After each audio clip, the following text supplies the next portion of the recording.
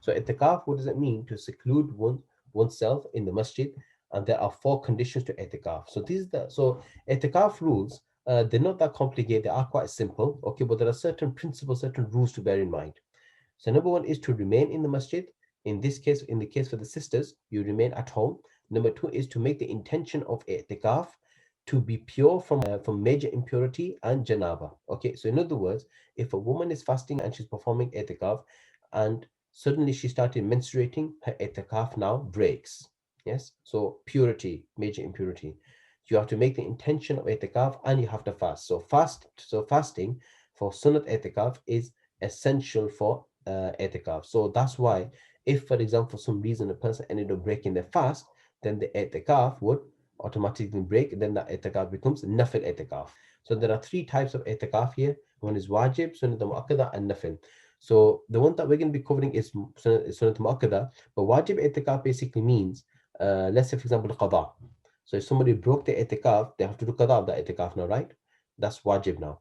Or for example, somebody vowed that if something good happened, then they will perform. Then they'll perform i'tikaf of the masjid. Okay, they'll perform one night of i'tikaf in the masjid. And Nafil i'tikaf. So Sunnah Wajib i'tikaf and Sunnah Mu'akkadah i'tikaf. So Wajib is qada, or a person made a personal vow, and Sunnah Mu'akkadah are the last 10 days. In both of these, fasting is conditional. So if a person is going to perform Wajib i'tikaf, they have to fast also. And likewise in Sunnah Mu'akkadah, fasting is essential with that. So if a person is not fasting, then i'tikaf is not valid either. And both of them, they have specific times. As far as Nafil i'tikaf is concerned, there is no specific time. You could do it wherever you want.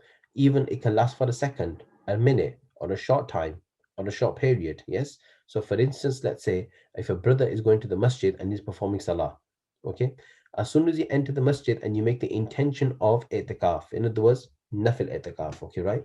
Then then you will receive the reward of i'tikaf throughout your stay in the masjid. Once you come out of the masjid, then the Nafil i'tikaf ends. Okay, doesn't mean that the i'tikaf breaks. That requires qada, but the Nafil i'tikaf ends now. So Nafil i'tikaf, there's no specific time period. There's no specific time limit from what time to what time. It's just however much time that you spend in the masjid. Okay. Now, some women, they do 3 days i'tikaf in Ramadan at home. That's fine. That's okay.